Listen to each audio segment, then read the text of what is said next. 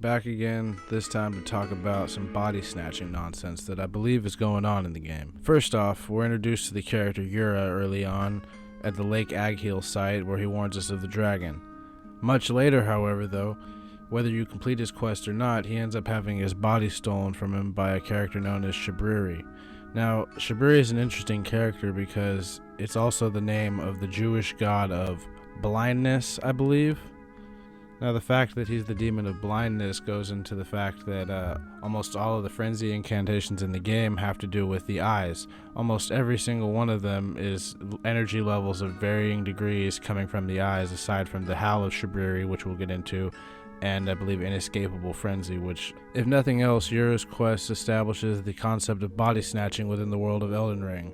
And it ties it in nicely with figures from the frenzy sort of category when it comes to the NPCs and the factions of the game. Now this brings us to the character of Irina, who we meet early on right by the Bridge of Sacrifice. She asks us to deliver a letter to her father, who is the Castellan at the Castle Morn further down the road. Now once we do this, he tells us he must secure the family greatsword before he'll go to his daughter, so we help him do that. We summon him for the fight, or we don't summon him, either way. We progress the story, and then by the time we get back, now whether or not you fought Leonine Misbegotten or summoned Edgar or not, as soon as you deliver her letter to Edgar, if you go back and check on her, she's been killed by Misbegotten. All that's left is her body and a big cleaver where she used to be sitting. So whether or not you progress the story or not, she dies. And as for Edgar, we find him crying over Irina's body after we've defeated Leonine Misbegotten. And from there we don't see much of him until we get to Liurnia of the Lakes at the Revenger's Shack, where he could be found as an invader and fought and killed for a Shabriri's grape, which may or may not be related to Irina and this whole conspiracy.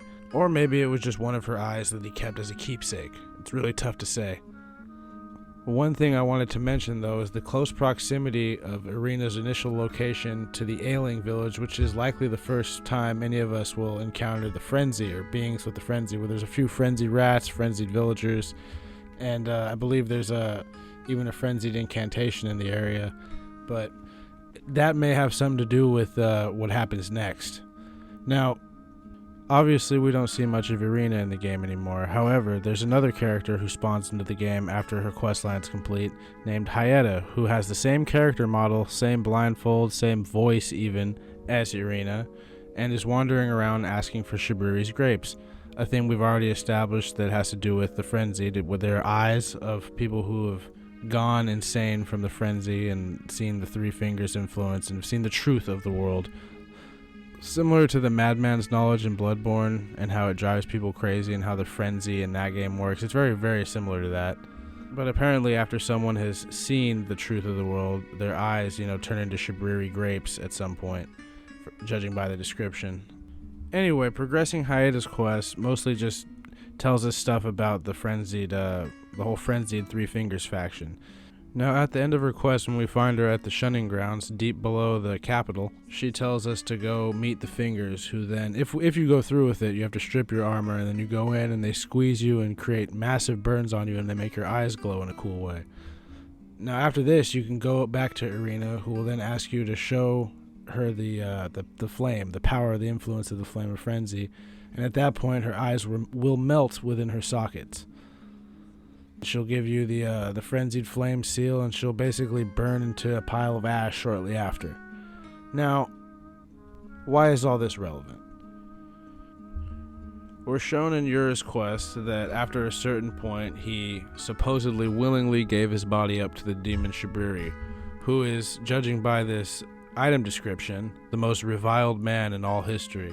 Now, we can go into why he may or may not be the most reviled man in all history, but judging by his affiliation with the Frenzied Flame of the Three Fingers faction, the description of the Howl of Shabriri states that it is said that the sickness of the Flame of Frenzy began with Shabriri, the most reviled man in all history. Now, there it is again, calling him the most reviled man in all history.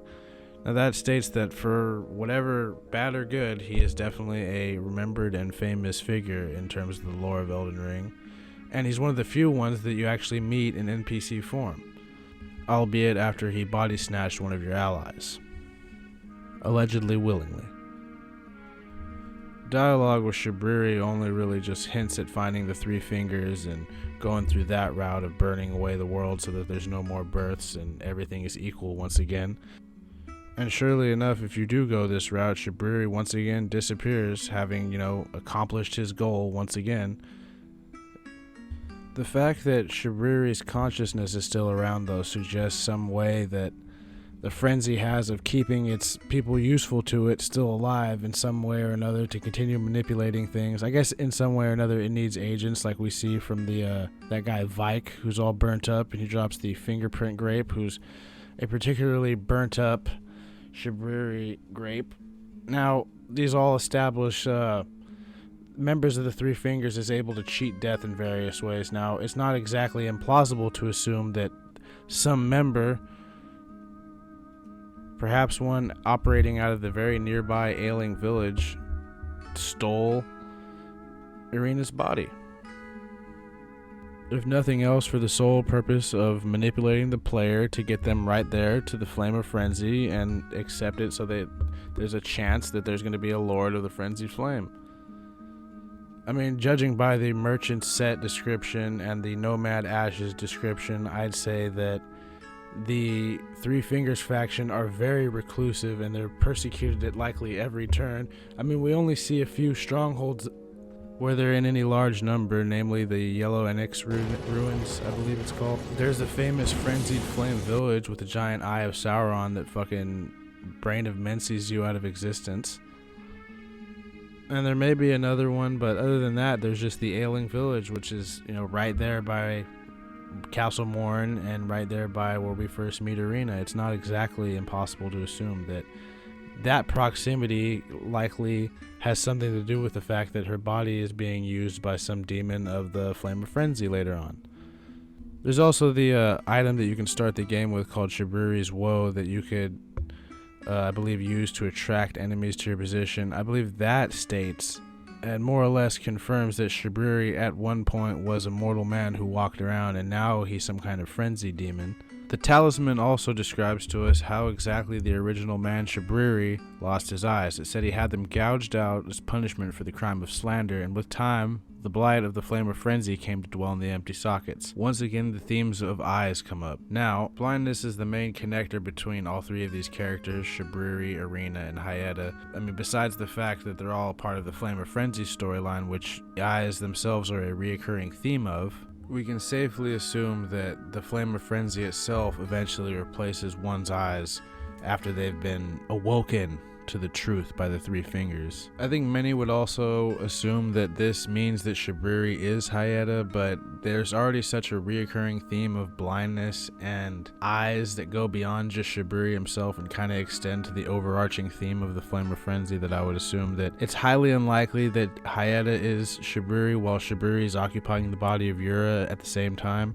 It's more than likely that she's just another frenzy demon of some kind. The fact that they're all blind could just be used as evidence for the frenzy demon theory, or it could just be a really bizarre coincidence, though I think that's highly unlikely. One last thing to mention would be that the slander mentioned in the description likely had to do with saying words against the Two Fingers and the Golden Will and the Greater Order and all that, as the Flame of Frenzy is always seeking to subvert that and burn the world. So I'd say he was likely the first prophet of the Flame of Frenzy who then had his eyes gouged out, which likely has something to do with the fact that the prophets we meet in game are forced to wear blindfolds because they saw how their faith would fail them in flames. And they wear the wooden board so that people won't listen to them. So we're shown that any speaking of the Flame of Frenzy or the Three Fingers or against the Two Fingers in the Golden Order was met with, ridicule and ostracization by society as a whole. Which felt very, it's not exclusive to George R. R. Martin's works, but it felt very relative to his work and the previous works that Miyazaki's used as inspiration in his own stories. So that at least kind of confirms the existence of frenzy demons. Again, to summarize, I'm basically alleging that some frenzy demon stole Irina's body and is using it to run around and basically manipulate the player into taking the Flame of Frenzy ending. Again, there's a lot of manipulations like that in this game, like Ranni, how she manipulates us into taking the Lord of Stars ending by seeming like the best choice. And there's plenty of stuff like that. I don't know how many more Elden Ring videos I plan on making, but they are fun to make for me. And this one's kind of all over the place because it's just me kind of ranting into a microphone. But let me know if I missed anything. Let me know if you liked it. Let me know if it was informative. If you did, like, subscribe. I'd really fucking love that. That would really help me out. I'm not really doing too great in that department, but it doesn't really matter. I'm doing this for fun. So have a good one. See ya.